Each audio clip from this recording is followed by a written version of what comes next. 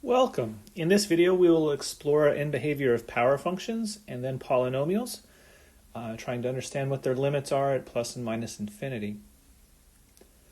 So let's start. Elementary power functions have the form f of x equals x to some power p, where p is a constant.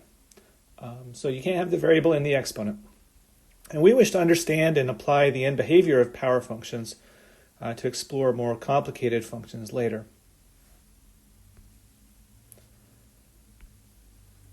So I want you to try this exploration. Go to a website such as either desmos.com or geogebra.org. You can open their graphing calculator app and then plot the function y equals x to a power p. And just leave p as a letter and hit enter, and it'll let p become a slider. And explore what happens as you change that slider. Move it bigger, smaller. Some values you'll notice half of a function disappears. Try that out. And then come back and let's talk about what we see. So here I've used Desmos to create a graph of a power function, y equals x to the p, and p I've let be a parameter that I can change so that we can talk about the behavior. Notice that as x goes to infinity, when p is 1, I go to infinity on the right and minus infinity on the left. And as we change our value of p, now in p squared, you see that I'm going to positive infinity on both sides. 3, positive infinity on the right, negative infinity on the left. And this pattern occurs for every even power. So fourth power, the ends go both up. Odd powers, like third or now fifth power, the right goes up and the left goes down. If I think about negative powers, remember that means 1 over. And so if I thought about 1 over something going to infinity, I go to 0. And so every negative power, left and right, they both go to 0.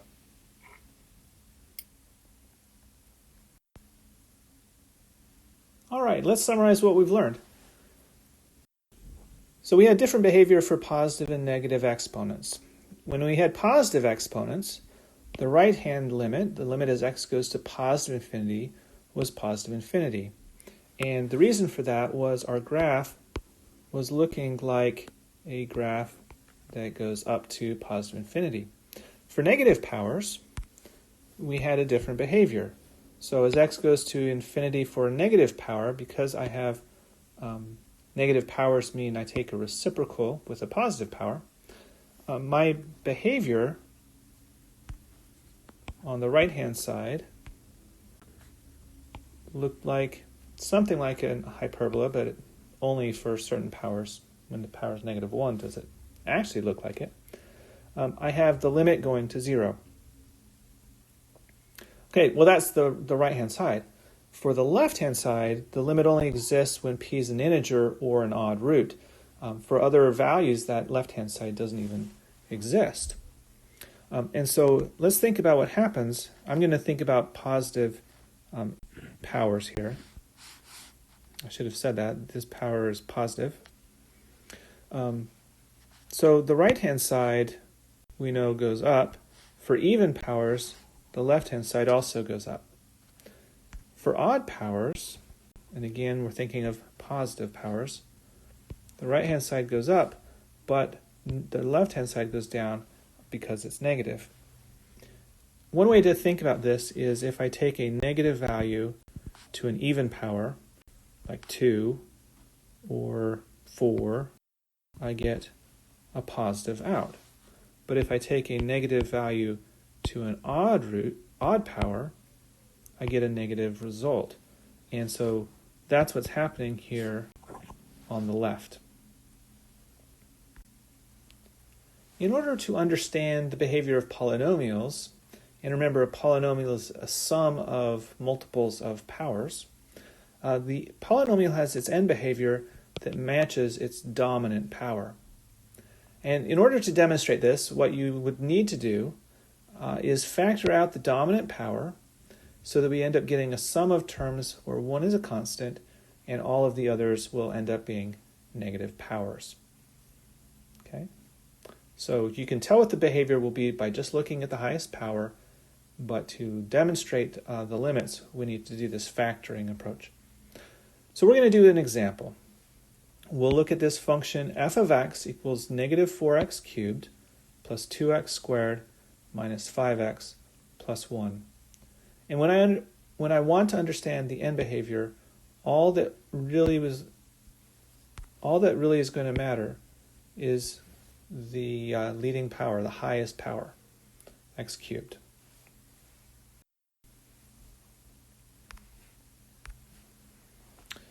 Okay, so what was our strategy? Our strategy was to factor out the dominant power. So we're going to rewrite my function f of x. The highest power is x cubed. That's the highest power. So we're going to factor that out. And I factor x cubed out. And what happens is I'm going to divide every term by x cubed. So I get negative 4x cubed over x cubed. I get plus 2x squared over x cubed. I get negative 5x over x cubed.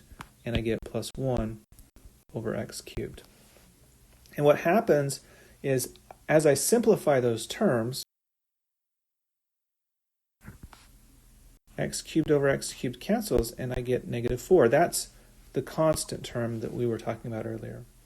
Every other term, when I simplify, I have more powers in the denominator than I have in the top, which results in negative exponents. So I get 2x to the minus 1, I get minus 5x to the minus 2, and plus 1x to the minus 3. So that when I take my limits, the end behavior is going to be controlled by this x cubed, and all of these negative exponents, when I take their limits, I'll get 0. So now we're ready to do our limit. The limit of f of x, as x goes to minus infinity, well, let's do plus infinity first. As x goes to plus infinity, is going to be a limit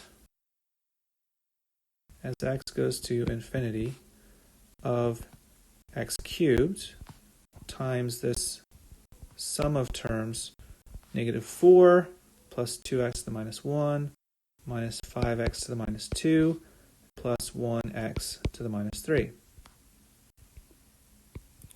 Let's put this in brackets so it looks like something different. And what will happen is I say, all right, what happens to x cubed? X cubed goes to plus infinity. And all of the other terms, I get negative 4 as a constant, and the negative powers all go to 0.